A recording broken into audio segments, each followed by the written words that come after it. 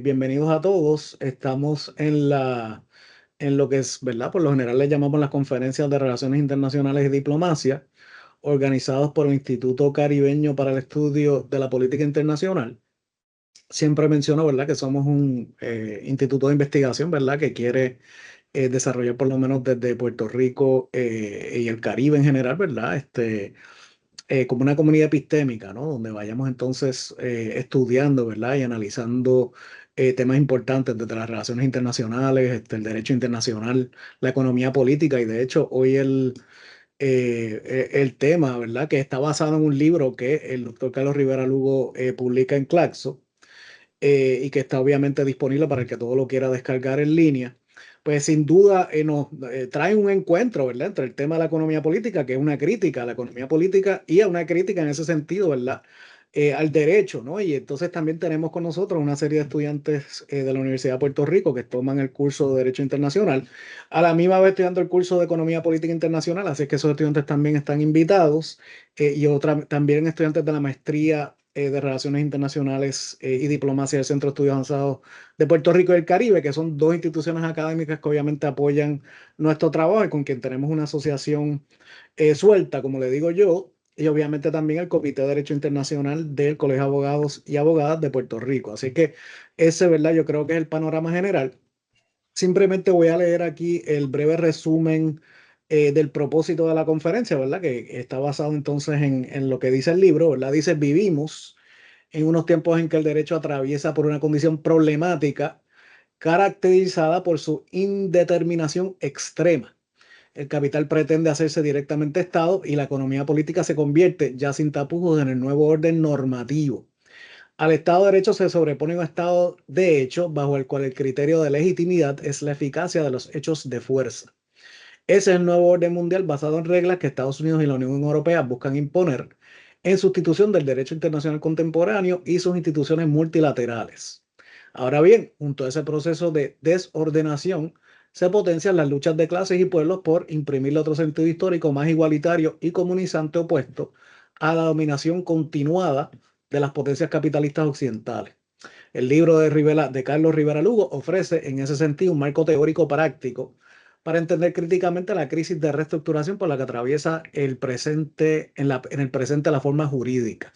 Así es que con eso ¿verdad? Con esa breve introducción voy a presentar entonces a los ponentes de hoy.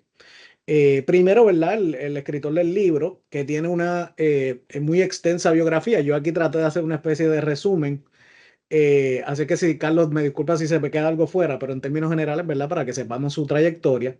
El doctor Carlos Rivera Lugo, el escritor del libro que estamos discutiendo hoy, es profesor e investigador independiente en filosofía, profesor retirado, ¿verdad?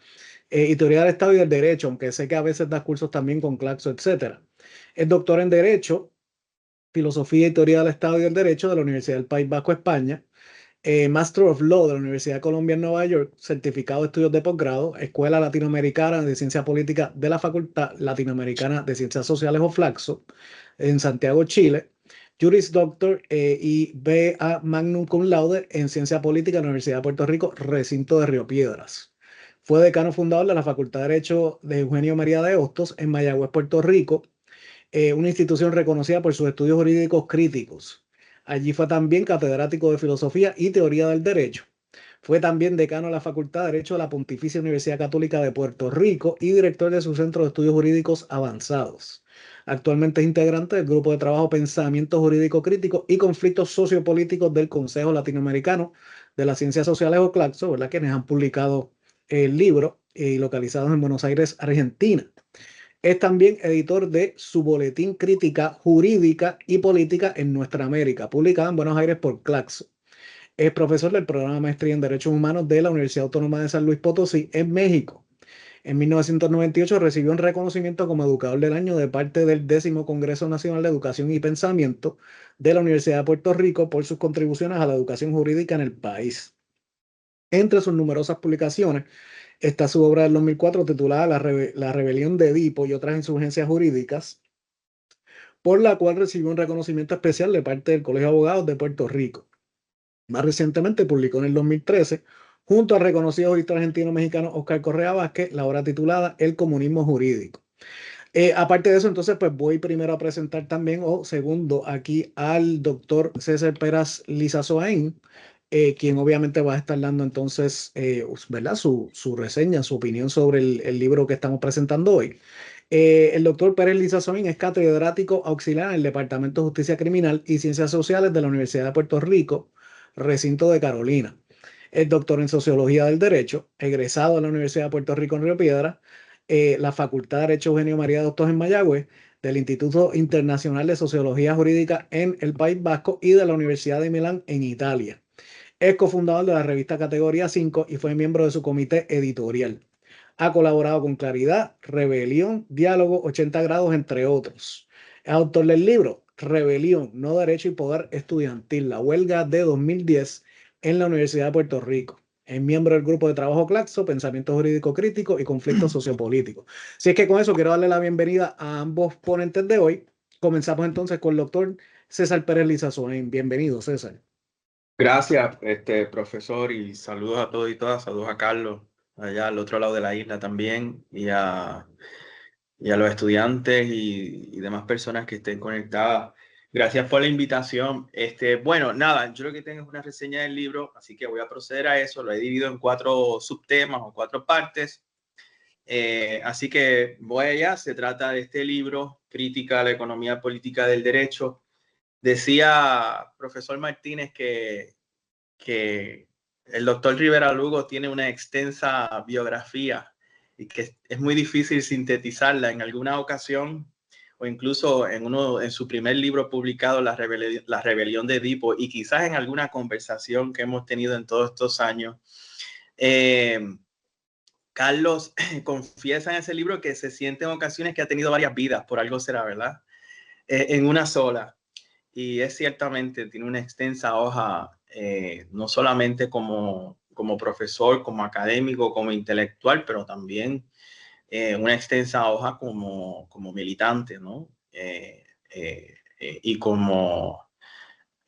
me atrevería a decir aquí, fuera de líneas académicas, como patriota también, ¿no?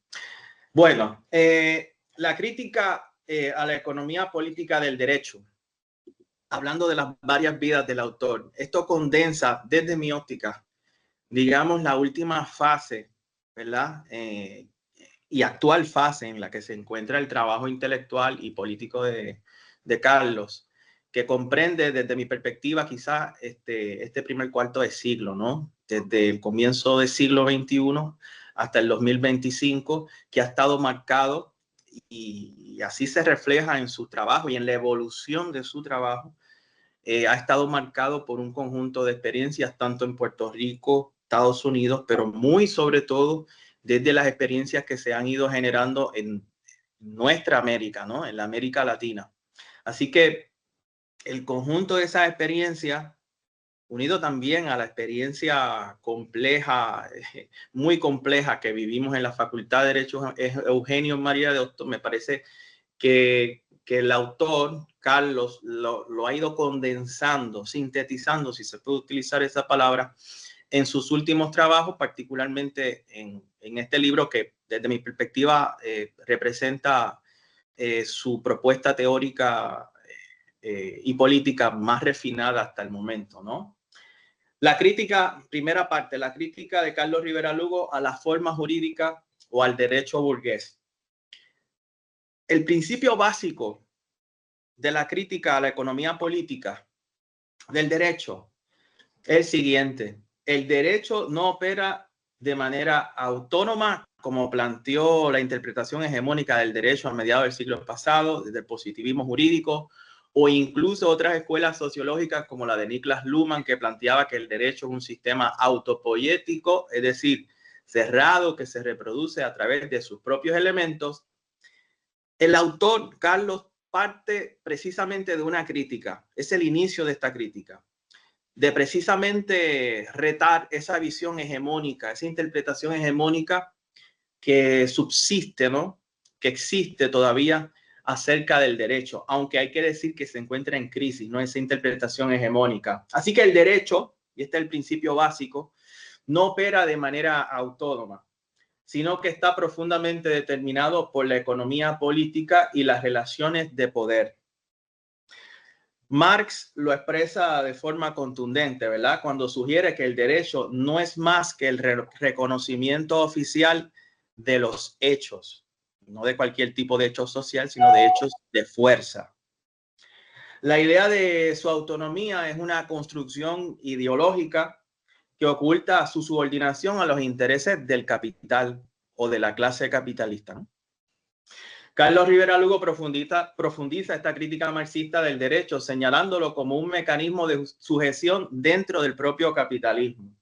Su análisis no solo destaca cómo el derecho encubre las relaciones de explotación, sino también cómo las reproduce al interior de nuestra propia subjetividad. Desde esta perspectiva, el derecho actúa como una forma social comparable al valor dentro de las lógicas capitalistas, ya que ambos, el valor en el capitalismo y el derecho, se fetichizan. Rivera Lugo describe esta dimensión enigmática como la forma jurídica, que se inscribe en lo más profundo del sujeto moderno, de nosotras y de nosotros, funcionando como una ley interiorizada que se impone como una segunda naturaleza. Este fenómeno, el de la forma jurídica, guarda una analogía con la dialéctica que existe entre valor de uso y valor de cambio, donde el segundo adquiere una apariencia fetichizada. De la misma manera, el fetichismo de lo jurídico es un componente esencial en la ideología capitalista.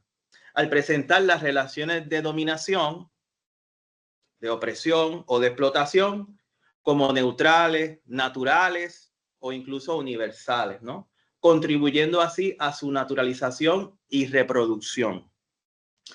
Dice el autor en la página 52, y cito, se trata de una creencia y de una práctica que le asigna al derecho, como mero conjunto de normas, una valoración como si constituyese una realidad objetiva de las relaciones sociales iguales entre personas, cuando de hecho se trata de relaciones entre cosas, más específicamente mercancías, así como de relaciones conflictivas y desiguales de poder entre los que intervienen en el proceso social de producción de mercancías. Y cierro la cita.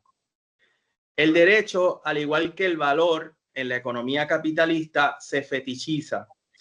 Parece tener existencia propia, autónoma, independiente a las relaciones sociales que realmente lo producen.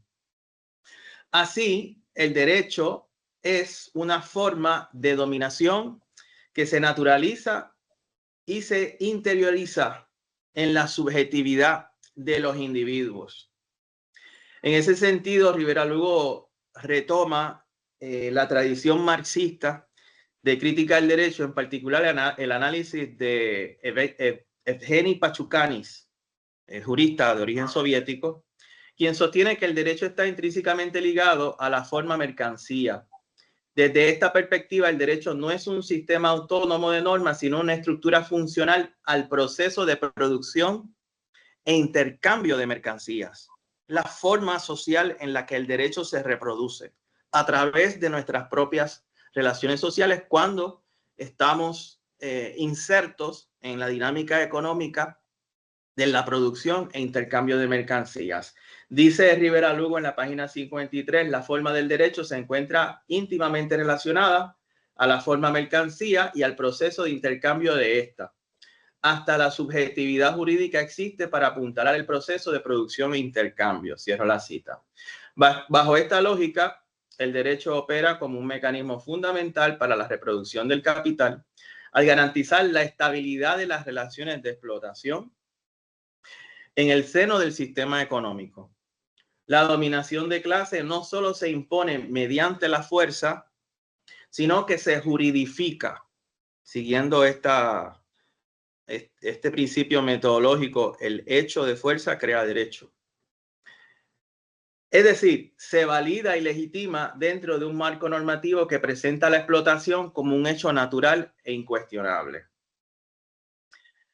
En este sentido, pienso que la forma jurídica fetichizada para nuestro autor una especie de fuerza enigmática, pero explicable empíricamente, que nos recuerda a la inacabada novela de Kafka, El Castillo. El castillo, al igual que la forma jurídica, no solo representa un lugar físico, entiéndase, por ejemplo, el Capitolio, la Fortaleza, la Casa Blanca o los tribunales de justicia, sino que es también una entidad abstracta que se produce a través de las relaciones sociales concretas como abstracción real, que delinea, entrampa y aliena como forma social la vida cotidiana de los sujetos en la modernidad capitalista. Número 2, la actualidad del marxismo y el materialismo histórico y dialéctico como metodología ante la crisis contemporánea. Sugería Walter Rodney, autor, historiador, marxista de origen guyanés, asesinado en 1981, sugería Walter Rodney que las crisis estructurales del capitalismo constantemente reafirman la vigencia del marxismo como una herramienta teórica y práctica para comprender y transformar la sociedad. Decía Rodney, y cito, a medida que la crisis se profundiza, a las personas les resulta cada vez más difícil aceptar los antiguos modos de pensamiento que racionalizan el sistema que está colapsando. De ahí la necesidad de buscar nuevas direcciones y de manera bastante clara, el marxismo y el socialismo científico se presentan como una de las opciones más evidentes entre las disponibles, ¿no? Y parte de este libro, o no parte de este libro está constituido, ideado, está escrito y pensado a partir precisamente de la observación de esa crisis sistémica y estructural por la que atraviesa el capitalismo contemporáneo, ¿no? De ahí, insisto, la vigencia del marxismo, no como mera ideología política, pero también como un marco metodológico importante, que es, desde mi perspectiva, el que se emplea en este libro. En un contexto de crisis ecológica, precarización laboral, conflictos geopolíticos y la intensificación de la lucha de clases, el análisis materialista dialéctico se torna indispensable para entender las contradicciones del sistema y las posibles alternativas emancipatorias. Marx concebía la dialéctica no solo como una teoría, sino como una metodología crítica que revela la naturaleza contradictoria del capitalismo y su eventual superación. En el contexto actual, esta metodología nos permite analizar los procesos de desposesión, el incremento de la desigualdad social y la resistencia de los pueblos frente a las políticas neoliberales. La dialéctica como metodología es crucial para comprender cómo el capitalismo se reorganiza frente a sus crisis. Las recientes crisis financieras, el colapso ambiental, la fragmentación del trabajo han evidenciado que las soluciones reformistas no son suficientes o no pueden contener la tendencia del capital a su propia destrucción o a nuestra propia destrucción. Sigue siendo la herramienta, el materialismo histórico y el marxismo, más potente para analizar las transformaciones del capital y las posibilidades de su superación. En el siglo XXI, la expansión del capitalismo digital, la automatización del trabajo, de nuevo, la crisis ecológica, han abierto nuevos frentes de lucha que hay que tomar en consideración. Así, el marxismo contemporáneo debe recuperar su carácter revolucionario. Esto es algo que se sugiere a través de todo el texto, superando tanto el dogmatismo como el reformismo. La dialéctica no es un simple método de análisis, sino también un instrumento de lucha para articular estrategias que desborden el poder del capital y construyan un horizonte comunista, no meramente anti o postcapitalista. Tercera parte, por una crítica despiadada a la izquierda. En algunas partes del libro, Rivera Lugo sostiene que la izquierda ha sido presa de una concepción fetichista del derecho. Este fetichismo jurídico también ha atrapado, digamos, el imaginario del progresismo, sobre todo en Occidente. o de diversas izquierdas o sectores de la izquierda, asumiéndolo como una herramienta neutral que puede utilizarse para la transformación social. En este sentido, el autor menciona incluso el caso de la Unidad Popular en Chile de 1970 a 1973 como un ejemplo de cómo la apuesta por la vía legalista ha terminado en tragedias como lo fue el golpe de Estado del 73 en Chile, ¿no? Cito a Rivera Lugo en la página 55. Esta perspectiva formalista y fetichista del derecho terminó siendo ideológicamente hegemónica al interior del movimiento comunista y socialista. Puede verse en parte en lo que fue la experiencia de la Unidad Popular en Chile y el fracaso de su propuesta de transición pacífica y ordenada al socialismo por vía de la legalidad existente, cierro la cita. Asimismo, el autor señala que especialmente la socialdemocracia y el eurocomunismo, en su evolución o involución, según lo quieran ver, han abandonado precisamente el arma más efectiva que provee el marxismo, es decir, la lucha de clase como el eje central de la contradicción capitalista, mientras que va adoptando una visión reformista tanto del derecho como del Estado. Como he dicho en otro lado, y como ha insistido el pensador y activista comunista de origen danés Thorkild Lausen, esta postura de lo que algunos también llaman una izquierda compatible, Nancy Fraser habla de un progresismo de corte neoliberal también, de una izquierda neoliberal. Esta postura ha llevado a la izquierda institucionalizada terminar abrazando una versión progresista o de izquierdas del llamado fin de la historia, tesis desarrollada por Francis Fukuyama al final de la Guerra Fría. Pero realmente, ¿qué consistía esta tesis fukuyamista? Cuando uno indaga bien el famoso ensayo, y aquí que hay estudiantes de ciencia política, asumo que deben conocer este ensayo. Yo por lo menos cuando era estudiante de ciencia política en 1999 era de las principales cosas que había que mirar. Cuando uno mira este ensayo de cerca, todo el mundo o mucha gente se enfoca en la cuestión lapidaria, ¿no? El fin de la historia, se acabó la historia.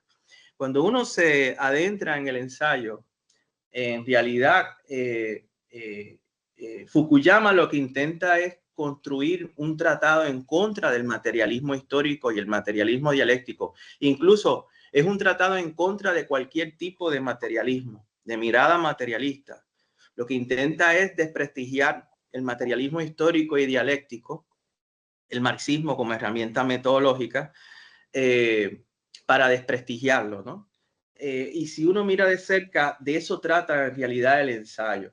Y claro, esa operación es lo que le permite articular a Fukuyama o declarar el llamado fin de la historia. La historia se detuvo en 1989, 1991, con la caída del bloque soviético, y por lo tanto no hay más historia porque no hay lucha de clases. Y lo que le permite hacer esta abstracción, que yo encuentro incluso que es relativamente violenta, es una abstracción tremenda de la realidad, es precisamente eso, retirar de forma violenta, de forma forzada, la lucha de clases del centro de la ecuación política, sobre todo en Occidente, bueno, y en el resto del mundo, ¿no? Y esa crítica o negación sobre el materialismo es lo que le permite hacer esa operación, ¿no? En realidad, Fukuyama cuando hace esto, es interesante porque cuando hace esto, en realidad Fukuyama lo que en última instancia lo que está realizando es una admisión tácita, de que en efecto el motor de la historia es la lucha de clase. Una inversión de su argumento. Claro, Fukuyama es un ideólogo, ¿no?, del imperio, ¿no? pero en realidad lo que está admitiendo y lo que emitió en el 91 es que el motor de la historia en última instancia sigue siendo la lucha de clase, que el objetivo del poder es detenerla, ¿no? Detenerla, y sobre todo detener el marco metodológico que provee el marxismo para leer la realidad, ¿no? Y por eso es que Fukuyama realiza ese ejercicio muy abstracto, ¿no?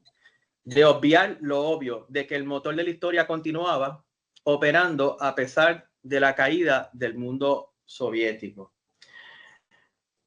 Es por esta misma razón, por ejemplo, que el posmarxismo, pero muy particularmente la figura de Antonio Negri en su libro Imperio, se ubica en una de las expresiones mayores de cómo la izquierda asumió, consciente o inconscientemente, el marco ilusorio del fin de la historia que desarrolló Fukuyama. El fin de la historia no solamente impregnó los marcos de referencia de la derecha, también penetró dentro de los marcos de referencia de las izquierdas y de los progresismos a partir de la década de los 90.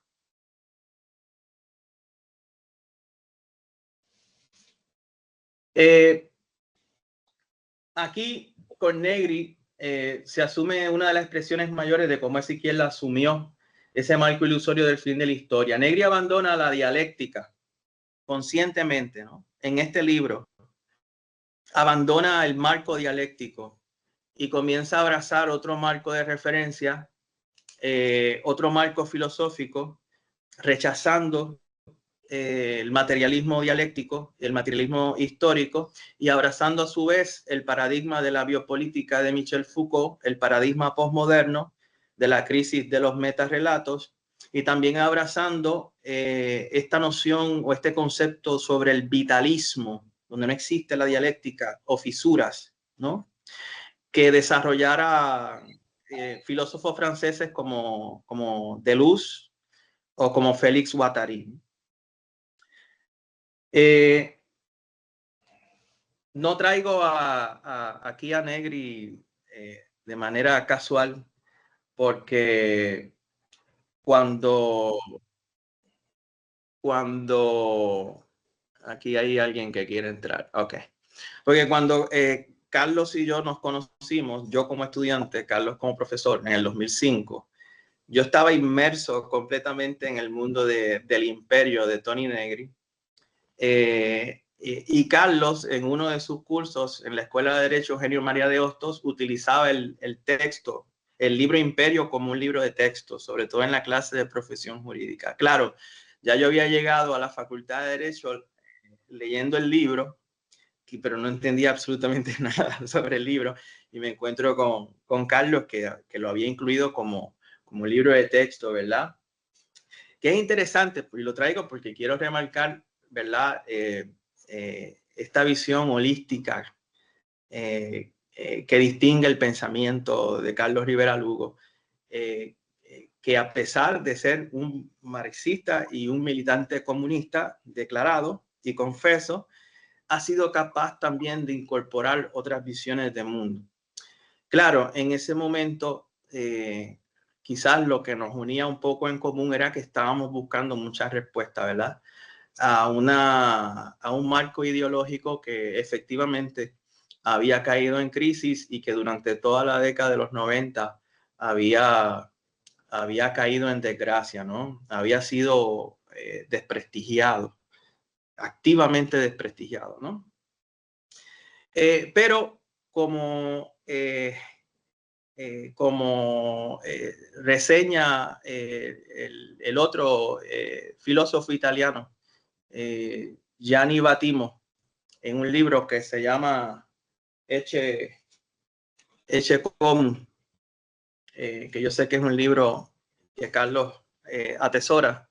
Este es un libro de cómo se vuelve a ser lo que era, es decir, el paso, ¿verdad?, por la crisis de identidad, la crisis ideológica luego de la caída del bloque soviético, el colapso, la crisis estructural sistémica, ¿no?, del sistema mundo capitalista, a muchos de nosotros nos ha obligado a retomar, ¿verdad?, digamos, ese plano metodológico, ese marco metodológico del marxismo y plantear, como lo hace Carlos en este libro, su pertinencia, ¿no? Así que por eso traigo esta crítica al postmarxismo que está incluida también en el libro, pero señalar que nosotros andamos también por ahí, pero que se debe a razones históricas concretas, ¿no?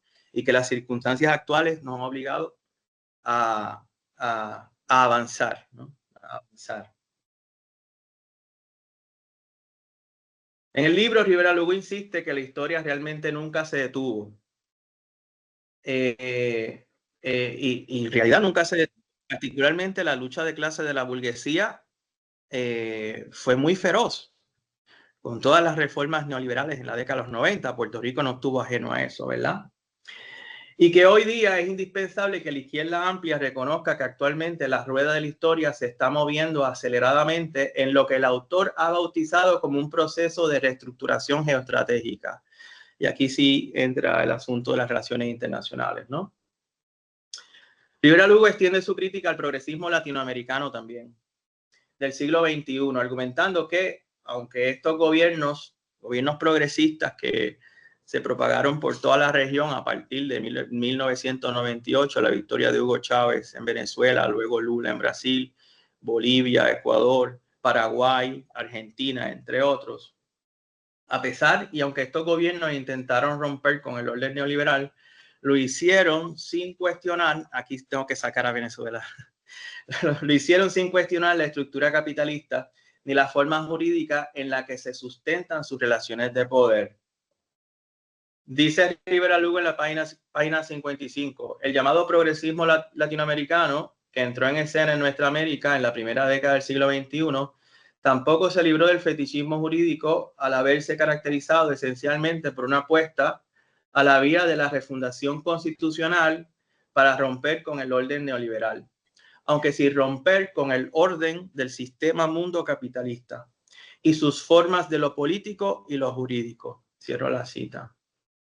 El abandono del materialismo histórico y dialéctico y por ende de la lucha de clases ha creado un terreno favorable para el fetichismo jurídico y político, en el que se asume la peligrosa ilusión, ya desmentida por la historia reciente y por lo postulado por el autor en el libro, de que una paulatina y permanente acumulación o sucesión de reformas legales, tanto en el ámbito político como económico, deben desembocar en una transformación estructural, por no decir revolucionaria, revolución cuyo significante, al parecer, ha sido folcluido del ideario progresista. Esta fe ciega, fetiche, del progresismo contemporáneo en el derecho, en la democracia y en la llamada sociedad civil, que quiere defenderse y transformar la política y la economía apelando a un sentido abstracto de justicia. En ese sentido, regreso a Kafka, particularmente a las consideraciones del escritor checo Milan Kundera, desde el cual podríamos decir que la existencia de la forma jurídica burguesa opera fuera del tiempo humano, pues nada sabe de la juventud, de la vejez, del cansancio, de la muerte. Cito aquí un libro de Kundera que no está citado en el libro de Rivera Lugo, pero sé que Milan Kundera es una referencia importante para Carlos. Dice aquí Kundera, y cito, aquí Kundera está hablando del proceso de Kafka y de un personaje en el proceso de Kafka y también en el castillo. Cito a Kundera, lo cual me remite al negociante Bloch del proceso de Kafka. La instrucción de su caso languidece desde hace 5 años y medio sin ningún juicio. Entre tanto, ha tenido que abandonar sus negocios porque en cuanto quieres hacer algo por tu proceso, ya no puedes ocuparte de nada más. No es la crueldad lo que aplasta al agrimensor K, que es el principal personaje del castillo en Kafka, que está perdido en una maraña burocrática, al igual que el personaje José K en el proceso, que está perdido en una maraña burocrática, proceso judicial, proceso jurídico, sin salida. no es la crueldad de lo que aplasta el agrimensor K, sino el tiempo no humano del castillo, como la forma jurídica maneja un tiempo no humano. El hombre pide audiencias. Podemos entender las audiencias como las reformas legales que parten de la supuesta neutralidad del derecho, que es lo que ha tratado de emplear el progresismo latinoamericano. Pero el castillo las aplasta. El litigio se prolonga y la vida se acaba. Cierro la cita de Milán Kundera. Parte 4 y última. Digamos que en el libro Carlos también se hace una pregunta muy parecida a la que se hizo Lenin a principios del siglo pasado. ¿Qué hacer? Famoso ¿qué hacer? ¿No? ¿Qué hacer ante las circunstancias actuales? Así que bueno, esta parte se titula ¿Qué hacer? El no derecho, la revolución y el sujeto revolucionario. Rivera Lugo plantea que la verdadera emancipación no puede darse dentro del estrecho horizonte del derecho burgués, sino que requiere la construcción de un no derecho basado en la autodeterminación de los pueblos, es decir, la autodeterminación popular y de lo común. Así, para superar el laberinto kafkiano, Rivera Lugo sentencia tajantemente que, y cito al autor en la página 67, hay que trascender el marco estrecho y maldito del Estado y el derecho capitalistas. Cualquier modo de ordenación y regulación que, como estos, estén basados en la sumisión a las relaciones jerárquicas y adversativas de poder o a la reproducción del capital, está en franca contradicción con la posibilidad misma de desarrollar un nuevo modelo de producción y socialidad comunal o comunista. Cierro la cita. De nuevo, insisto, no basta para el autor un futuro, un horizonte, una lucha post o anticapitalista, sino que más allá de estas concepciones que permearon todo el pensamiento, sobre todo la década de los 90, 80 y 90, alrededor del paradigma postmoderno, el autor en entre líneas, ¿no? En su argumento, plantea de que si es que alguna vez estuvimos dentro de un terreno postmoderno, hoy impera la necesidad de superar esa posmodernidad y de desarrollar un nuevo paradigma o recuperar un nuevo, un viejo, un nuevo paradigma que nos sirva como mapa de ruta, ¿no? Para sustituir o superar el modo de producción capitalista y sus contradicciones, ¿no? Hay que superar el derecho burgués para el autor y para ello se requiere la construcción de un no derecho basado en la autodeterminación popular y común. Ok, el no derecho, que es un concepto que desarrolla Rivera Lugo, pero que adopta de un viejo jurista francés del siglo pasado que se llamaba Jean Carbonnier, rescata este concepto, pero no solo lo rescata, no solo lo reproduce, sino que lo repotencia, lo radicaliza de manera muy original. Pues con el no derecho, Carlos, lo que implica, lo que quiere decir, o de lo que habla, es de una normatividad social basada en la cooperación y la justicia social, en contraste con el derecho burgués, que solo garantiza la reproducción económica de la explotación permanente de un ser humano por otro. Dice Rivera Lugo, y cito, por no derecho, que también el autor llama comunismo normativo, entendemos la norma societal autodeterminada y éticamente fundamentada en la cooperación y el bien común.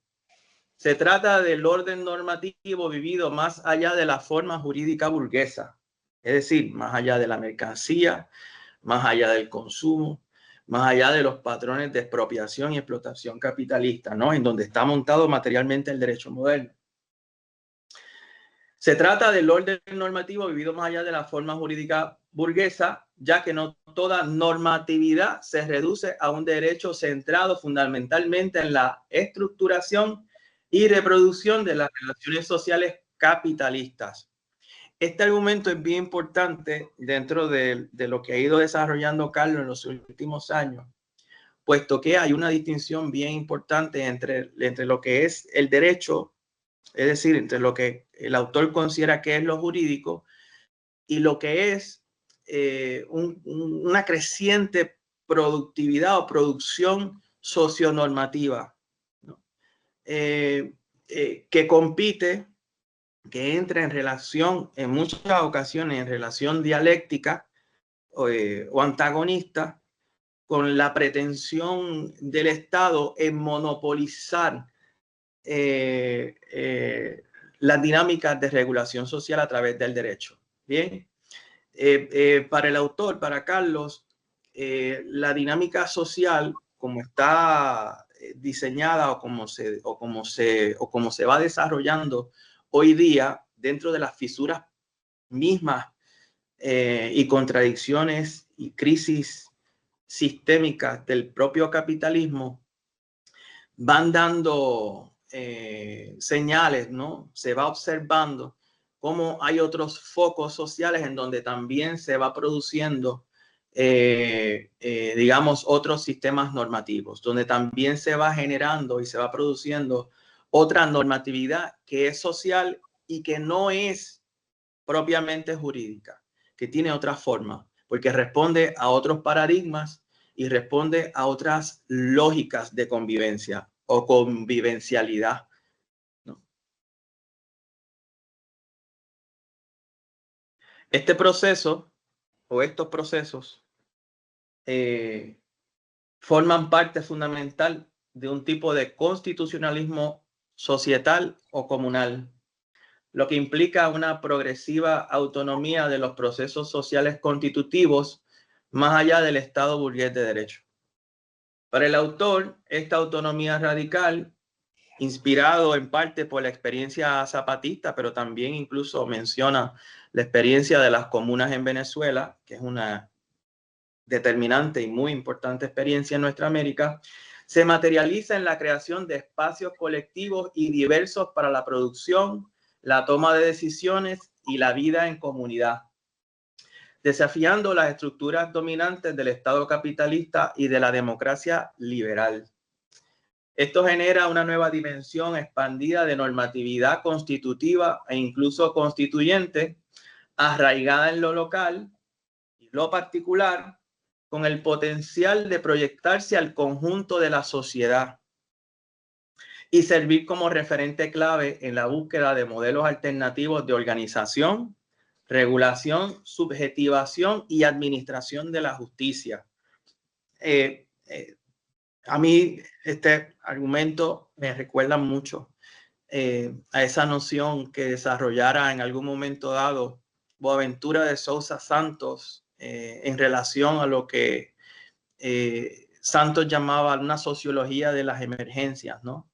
Carlos también identifica a través sobre todo del sur global un conjunto de experiencias que aunque no necesariamente al día de hoy son hegemónicas, pero que sí se presentan como emergentes porque llevan en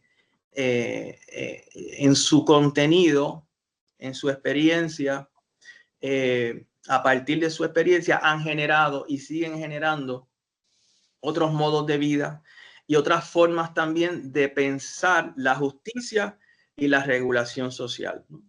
Aquí el caso zapatista es esencialmente muy paradigmático, ¿no?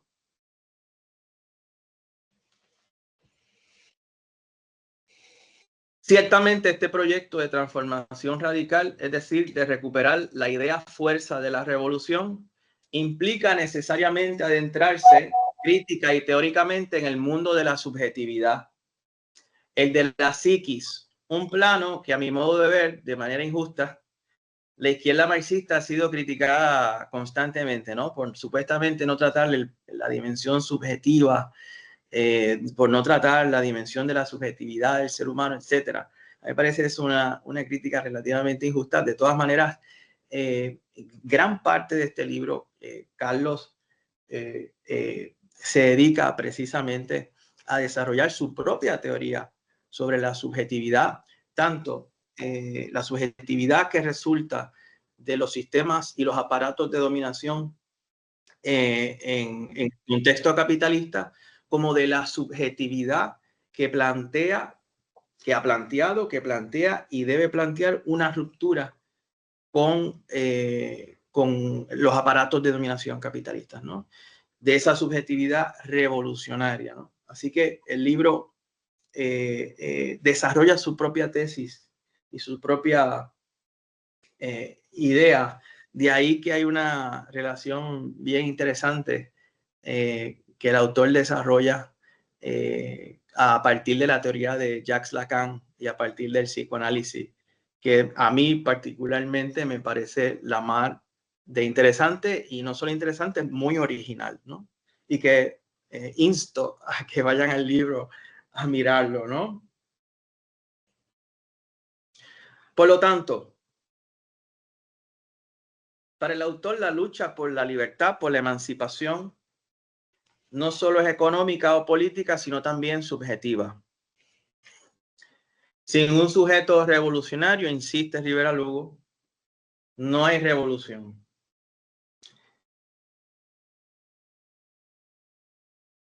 Y cito, y con esto termino con esta cita de la página 65 a la 66, en esta línea de la dimensión subjetiva y el sujeto revolucionario. Dice el autor: hay que resignificar lo que entendemos por sujeto revolucionario.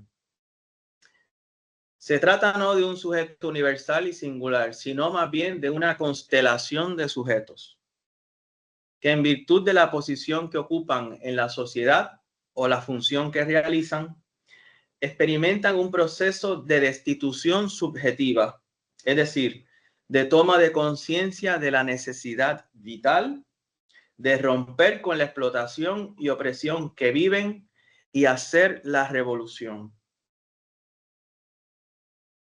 Es decir, no solo oponerse al sistema existente, sino que a partir de un proceso de constitución subjetiva, comprometerse a su abolición y su sustitución por un nuevo modo comunizante de sociedad. Se trata de nuevos sujetos que asuman para sí el papel de agenciar o servir de catalizador de un proceso radicalmente transformativo. Y cierro la cita. Aquí termino. Bien, muchas gracias al doctor Pérez Lizazoín, ¿verdad? Por su participación aquí. Estoy aquí tratando de poner spotlight. Muy bien. Así que, nada, me parece fantástico. Yo creo que esta exposición, ¿verdad? De parte de Pérez Lizazoín, yo creo que presenta claramente, ¿verdad? Que la obra del doctor Rivera Lugo sin duda, pues es parte, ¿verdad? De una manera que nosotros debemos estudiar el derecho desde una perspectiva crítica, y sin duda este texto yo creo que puede ayudar y facilitar la posibilidad de que así sea, ¿no? De que sea un estudio crítico sobre las formas del derecho. Quiero entonces darle un espacio al doctor Rivera Lugo por si quieres, si tienes algunos, ¿verdad? Comentarios, ¿verdad? Que quieres hacer. Pero particularmente también quizás abrirlo algunas preguntas o reflexiones en el tiempo que nos queda sobre la situación, yo creo que también poniendo el contexto del derecho internacional, ¿verdad? Como una posible mirada crítica, ¿verdad? La situación contemporánea. Pero bueno, vamos entonces con Rivera Lugo. Adelante, si quieres, tienes algunas palabras. Sí, bueno, bien breve. Y en primer lugar, para agradecerle a César, ¿verdad? Esa excelente presentación, ya que efectivamente lo que uno escribe nunca le pertenece a uno mismo, sino que lo que le da verdadero valor es cómo lo reciben y lo usan, lo interpretan los demás, ¿verdad? Los lectores. Así que, y siento que en ese sentido que su lectura enriquece, ¿verdad? no es una lectura meramente descriptiva. Y en cuanto, bien breve, en cuanto al tema del derecho, ¿verdad? A mí me parece que es un tema de mucha actualidad, la crítica que se realiza en este libro, como bien adelantó César, porque vivimos en un tiempo de declive del derecho, de crisis, de una condición problemática del derecho, pero por todas partes, por todas partes.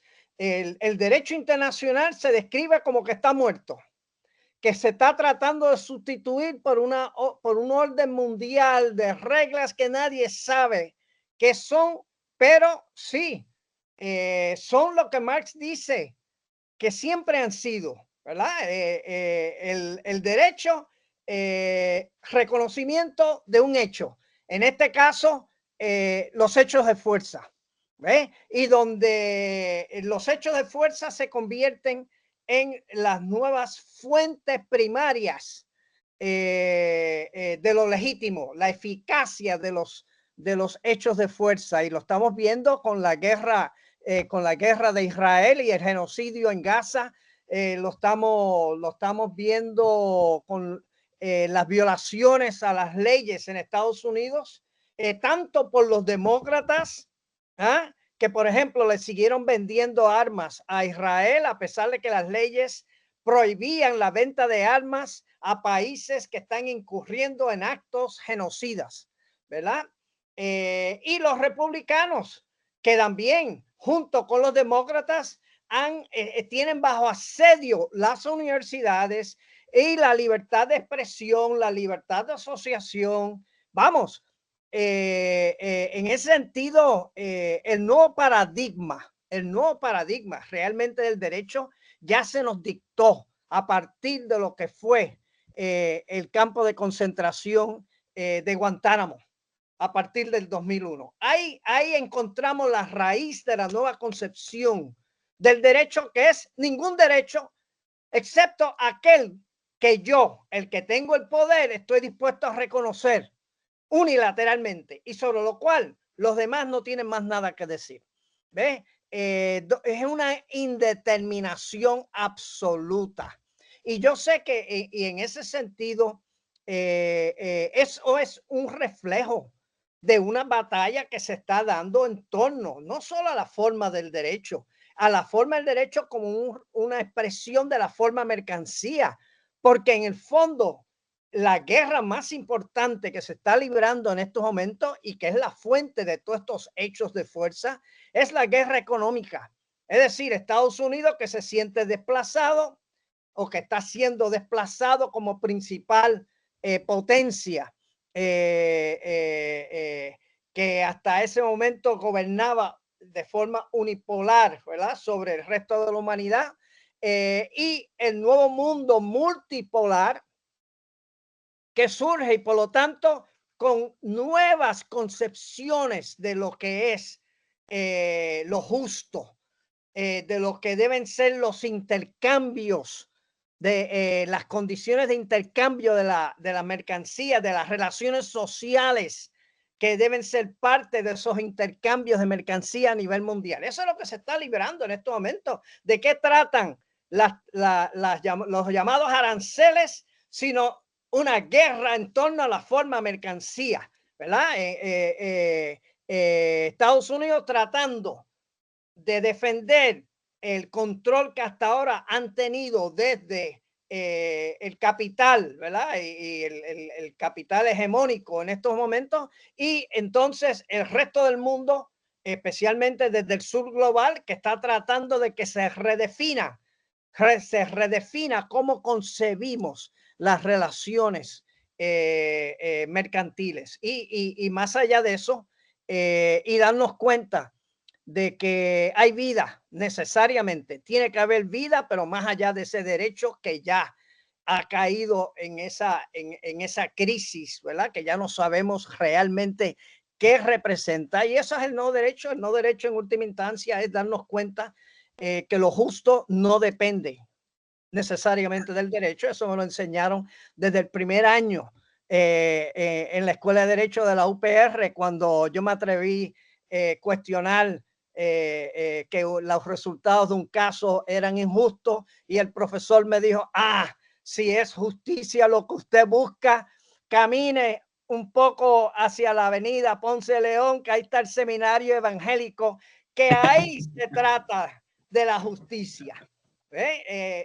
Y por lo tanto, pues nada, es una invitación a que repensemos cómo pensamos hasta ahora el derecho, porque ciertamente los hechos nos están diciendo que ese pensamiento pasado ya no refleja la realidad.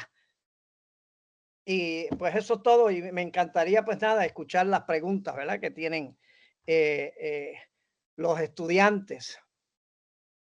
Bien, muchas gracias, doctor Rivera Lugo.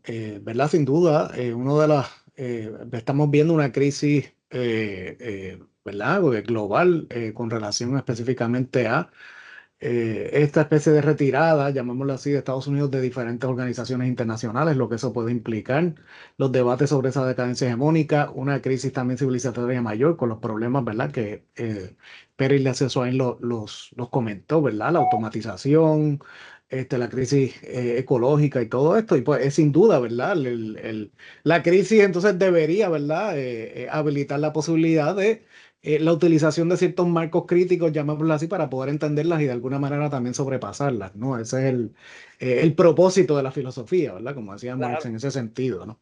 Si es que simplemente, ¿verdad? Yo creo que en estos últimos minutos hay algunas preguntas aquí que han escrito los estudiantes en el chat. Yo voy a leer algunas y yo creo que ambos pueden comentar, pues yo creo que evidentemente es un debate de la política internacional contemporánea, y yo creo que traen varias preguntas aquí que están ligadas y las voy a leer en conjunta.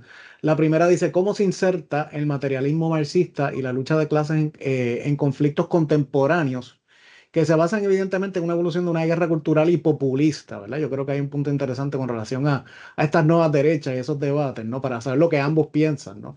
Dice, por ejemplo, la actual campaña de las tarifas o los aranceles entre los Estados Unidos y Canadá, o el resurgimiento de la derecha antiglobalista de Reform UK, ¿verdad? Que es ese partido de derecha en el Reino Unido. La otra pregunta que yo creo que va, ¿verdad?, un poco en esa línea que la pregunta Socorro Montes, que es de la maestría de Relaciones Internacionales y Diplomacia, dice: ¿cómo vemos alguna transformación radical con la nueva derecha tanto en América y parte de Europa, no todos los países? O sea, que es yo creo que una preocupación por cómo de alguna manera eso, quizás esos movimientos de derecha reaccionarios, como tú prefieras llamarlo, están ocupando quizás un espacio que pudo haber sido ocupado por otras fuerzas, llamémosle progresistas, ¿verdad? Adelante. Bueno, en ese sentido, César, ¿puedo contestar? Sí, adelante. Está bien. En ese sentido, todo esto que estamos viendo de la nueva derecha o el populismo, ¿verdad?, de la llamada nueva derecha, ¿verdad?, es una repetición de la historia. ¿Cómo surge el fascismo en Europa? Precisamente a partir de los errores y la pérdida de oportunidades históricas de la socialdemocracia para adelantar la lucha de clases, y forjar una nueva sociedad. Ante ese fracaso, ¿qué sucedió? Entonces el nacionalsocialismo, porque así se llamó, Hitler se dio cuenta: si los socialistas abandonan la lucha de clases, yo me voy a apuntar a ella, pero me voy a apuntar para reorientarla hacia un populismo controlado por un Estado, ya no por una clase social, ya no por el proletariado, sino el Estado y la ideología fascista. Lo mismo pasó en Italia con Mussolini. Lo mismo está pasando hoy en Europa. ¿Quiénes son? Va a decir, ¿por qué el avance de esa derecha fascista o neofascista que uno ve por todas partes? Por el abandono de la izquierda, de la llamada izquierda, tanto socialistas como comunistas, de la lucha de clases, donde entonces, ¿quién se opone a la guerra en Ucrania? ¿Quién se opone vamos a decir, a toda una serie de medidas neoliberales que está imponiendo la Unión Europea, que está afectando a la clase obrera. Pues ¿quiénes son los que están sacando la cara por la clase obrera? En Francia hasta hace poco era el Frente Nacional. Ahora pues sí, está Francia insumisa, que empezó a reestructurar la izquierda para que empiece a representar una propuesta de transformación, pero más en función de sus intereses de clase, ¿verdad? Más radicales. Lo mismo en Italia. ¿Qué pasó en Italia? ¿Por qué gobierna una fascista en Italia? Porque el Partido Comunista, el principal partido comunista de Europa, el Partido Comunista Italiano, decidió convertirse en un partido demócrata como el de Estados Unidos. ¿Ve? Que está en estos momentos totalmente desacreditado. Entonces, y uno ha visto la clase obrera italiana como loco buscando alternativas. Primero fue el movimiento de 5 estrellas, hasta que se dio cuenta que los 5 estrellas también se alinearon con la derecha, y entonces está huérfana. Va a decir, en ese sentido, los pueblos están huérfanos y obviamente son víctimas en ese sentido de unas ofertas electorales como la que se hace en Alemania hoy en día por la Alianza por Alemania, ¿verdad? Que se ha convertido en el segundo partido que ya sobrepasó en apoyo electoral a los socialdemócratas. ¿Por qué? Porque la AfD propone que Alemania redefina su relación con la Unión Europea, porque es una unión que fundamentalmente ya nos representa los intereses más amplios de la sociedad alemana. Vamos, y todo eso pues va influyendo, por lo tanto, o sea, yo creo que ese es el gran peligro del momento, de la coyuntura actual, es la ausencia de una izquierda verdadera, ¿verdad? Verdadera, que realmente esté ofreciendo una alternativa a lo que es la agenda de esa nueva derecha. Y en Estados Unidos, pues la gente dirá, el Partido Demócrata. No, el Partido Demócrata es parte del mismo problema. Es parte del mismo problema. Sostiene el mismo sistema. Comete los mismos crímenes. En ese sentido, viola los mismos derechos que están violando en estos momentos tal vez los republicanos. Que los republicanos quizás son más consecuentes en ello. Pues muy bien, pero por otro lado, mientras los demócratas están promoviendo una tercera guerra mundial, entonces vienen los republicanos, como antes hizo Nixon, como antes hizo Reagan, también republicanos, y vienen y plantean que hay que alejarse de esas lógicas de la guerra mundial y hay que promover una paz. El problema es que claro, pues entonces la derecha va a intentar definir la paz en función de sus intereses. ¿Por qué? Porque no hay oposición verdadera, porque la oposición verdadera que hay hasta el momento sigue anclada en una vieja visión de mundo, la de la Guerra Fría, que no acaban de salir de ella, ¿verdad? No acaban de salir de ella. Ok, muy bien. Sí, yo creo que hay un discurso de parte de esta nueva derecha en particular, ¿verdad? Que pinta un pasado, ¿verdad? Glorioso y una alternativa supuestamente moralista, ¿no? A los problemas realmente del capitalismo. Y de esa manera, pues, tratan de captar, ¿no? Esas poblaciones que necesitan una alternativa a la crisis, ¿no? Algunas preguntas más aquí para ir terminando con estas. Me parece interesante la pregunta que plantea el estudiante Jaylen Marrero. Dice, ¿no es la creencia en el progreso, en el derecho internacional, solo un mito moderno? ¿Por qué deberíamos asumir que los derechos humanos, la democracia o los mercados libres son fases permanentes en lugar de temporales antes del próximo gran cambio de poder? Y con eso voy a ir también a leer la segunda, que es del estudiante Diego Chegaray, que también está haciendo un planteamiento interesante. Él plantea en cuanto a la multipolarización, La visión del mundo que propone Rusia y China no es nada más que una vuelta a la noción de Great Power Politics, donde naciones pequeñas caen en zonas de influencia no tan diferentes como los Estados Unidos vio Latinoamérica bajo la doctrina Monroe, ¿verdad? Yo creo que ese debate está ahí con relación a también cuál es el rol de las otras potencias, si es un rol progresista o es un rol imperialista, ¿verdad? Ese debate. Él dice, ahora mismo vemos una crisis severa, aunque preciso entender que también lo que hace Estados Unidos no es una guerra económica contra rivales, sino que aliados, Canadá, México y la Unión Europea. Es un fallo interno ya que su administración ha caído en las manos del populismo antiintelectual. Por lo tanto, ni Estados Unidos ni sus contrapartes en la resistencia liberal representan una visión viable de un orden internacional basado en la igualdad soberana para todas las naciones. En fin, ¿qué se puede hacer? Así que más o menos, ¿verdad?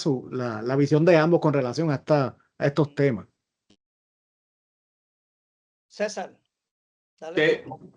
Bueno, para sintetizar todos esos comentarios y preguntas. Sí, sí. Por lo menos ahí se sí, plantean sí. dos puntos importantes, ¿no? Que es el punto de el rol, el estatus del derecho internacional, ¿verdad? En realidad del progreso y la posibilidad de transición. Y por otro lado, el debate este del multipolarismo, ¿verdad? ¿Hasta qué punto realmente es una rivalidad o es que hay, estas otras potencias están tratando de habilitar una alternativa? Bueno, a mí me parece que, a ver, una cosa es hablar de posibilidad de transición y otra cosa es partir de la premisa que me parece a mí que podemos observar que parte impregna, ¿verdad?, el tono del libro del doctor Rivera Lugo de que, de que efectivamente nos encontramos en un proceso de transición desde hace algún tiempo. Claro, un proceso de transición en términos estructurales, en términos del sistema mundo capitalista. No necesariamente, y aquí un poco con la pregunta o el comentario sobre la cuestión multipolar, no es o no necesariamente, bueno, Carlos en realidad habla de una reconfiguración geopolítica, no necesariamente de una transición. Y me parece que más allá de transición, tendríamos que asumir, porque lo estamos observando, de que nos encontramos en un proceso de reconfiguración geopolítica, que como bien decía Marx, 1843, 1844, que también se encontraba viviendo en la Alemania de su tiempo, en la Europa de su tiempo, que atravesaba por una crisis profunda de reconfiguración política también, sobre todo de una crisis provocada, digamos, por las promesas incumplidas, ¿no?, de la Revolución Francesa, donde se prometió igualdad plena, pero no se alcanzaba. De ahí el 48, ¿no? Mismo año que publica el manifiesto. Pero bueno, nada, Marx, insertado en esa crisis, también se daba cuenta de que había una reconfiguración política del momento, pero confesaba, especialmente en una carta a Arnaldo Ruge, de que no sabía cuál iba a ser el resultado, ¿verdad? Que no sabía cuál iba a ser la salida de esa reconfiguración estratégica y política que vivía la Europa en crisis de su tiempo. Me parece que lo podemos trasladar a nuestro caso. Nos encontramos en ese proceso de reconfiguración y no sabemos exactamente cómo, por dónde va a picar la pelota, ¿verdad? Por dónde va a picar la bola. Entonces, creo que nos encontramos ahí, porque lo otro es quedarnos como Godot, esperando a Godot. ¿Cuándo va a llegar el momento de la transformación? ¿Cuándo va a llegar el momento del cambio revolucionario? ¿Cuándo va a llegar el momento de las transiciones? No, hay que reconocer. Por eso es importante, pienso yo, y de nuevo, para hacer referencia al libro, ¿verdad? Es importante recuperar, y lo decía también tú, José, recuperar y traer al ruedo de nuestros estudios, de nuestras clases, de nuestros trabajos, traer al ruedo marcos teóricos y metodológicos que sean críticos. Claro, en mi caso, como es el caso del libro, el marco metodológico o el instrumento metodológico que ofrece la mirada marxista, que desde mi perspectiva precisamente nos permite entender qué es lo que está pasando, ¿no? Esa reconfiguración geopolítica y cómo esa reconfiguración está teniendo o se está traduciendo en los contextos locales. Porque lo que está pasando en Europa, hablando de la derecha, no solamente responde a las dinámicas internas de cada país, no solamente responde a las dinámicas internas de Francia, de Alemania o de Italia ¿verdad? También está respondiendo directamente a las reconfiguraciones geopolíticas por las que ha atravesado Europa en las últimas décadas, ¿no? Particularmente hay una reacción, sobre todo en Europa, particularmente en Alemania, a los procesos de desindustrialización que han sido promovidos precisamente por la globalización del capital, desde el aspecto geopolítico y geoeconómico, pero que también ha sido impulsado por las reformas neoliberales, ¿no? Por el propio neoliberalismo voraz, que ni siquiera un país como Alemania se ha podido salvar, ni el resto de Europa tampoco, ¿no? Y eso se suma también a la creciente, y esto está muy ligado al proceso de desindustrialización, a la creciente también, o percepción, o realidad, pérdida de soberanía de muchos de estos países hegemónicos en un momento dado, porque han sido parte del sistema o del complejo de satélites imperialistas de Occidente, han ido perdiendo, sobre todo frente a Estados Unidos o frente a estructuras supranacionales como la Unión Europea o la Comisión Europea, ¿no? Entonces también hay una reacción interna, Alemania, Francia, Italia, hay una reacción interna también a estos procesos geopolíticos que son internacionales, genera esta dialéctica, ¿no? Insisto, entre lo local y lo global, lo local o lo internacional, ¿no? Y hay un poco esta cosa o este concepto del cual yo no me ascribo mucho, del antiglobalismo, pero que las extremas derechas han hecho suyo, ¿no? Porque también han podido apalabrar, han podido traducir a las clases obreras de sus países de que la crisis por la cual están atravesando responde también a las dinámicas del capitalismo global. Y por eso un poco agarran, aunque sea desde el plano ilusorio, ¿verdad? O ideológico, pero agarran el mango del concepto de la soberanía nacional para poder afincar sus nuevos proyectos de dominación, ¿no? Así que pues nada, me parece eso, me parece que no hay que esperar la transición de nada, estamos inmersos en un proceso de reconfiguración geopolítica con consecuencias en el ámbito local. Y tal vez, y brevemente, tal vez si hay algo que la historia nos ha ido demostrando hasta el momento es que esa idea que había en un momento dado, ¿verdad? De un borrón y cuenta nueva, de que la revolución pudiese llegar y de la noche a la mañana, ¡pum!, cambiaba todo. Se dejaba atrás el pasado y empezaba un nuevo amanecer. Pues mira, no, la historia nos ha demostrado que la lucha es una trinchera sin fin. Es el viejo, y en ese sentido Hegel tuvo razón. Él hablaba del Aufhebung, el Aufhebung que decía que siempre en lo nuevo, quiérase o no, hay supervivencias de lo viejo, con los que luego van surgiendo nuevas contradicciones con las que también hay que lidiar. Por eso es que Marx nunca se comprometió con definir concretamente cómo va a ser el comunismo. A él le sacan en cara eso. No, pues sí, porque Marx entendía claramente que el comunismo no era una idea, que el comunismo no era un estado, una ideología. El comunismo para él era el movimiento real que niega y supera el estado actual de cosas. Movimiento real que es contradictorio y que no existe una fuera de la contradicción como se tendió a pensar incluso por los comunistas durante el periodo de Stalin, ¿verdad? Que se promovió la idea de que bajo el estalinismo se estaba próximo ya a terminar con todas las contradicciones. Es decir, en ese sentido, la lucha es una trinchera sin fin donde las cosas se deciden por quienes se dedican a luchar. Bien, que una vez más entonces quiero darle las gracias al doctor Pérez Lizazoen y al doctor Carlos Rivera Lugo, ¿verdad? Por esta excelente conversación. Yo creo que sin duda el texto de Rivera Lugo debe estudiarse, ¿verdad? En toda escuela de Derecho y en otros cursos, ¿verdad? De la academia en Puerto Rico, América Latina y el Caribe y pues del mundo. Realmente yo creo que ya es un texto imprescindible que nos puede ayudar, ¿verdad? A guiar y a desarrollar perspectivas críticas.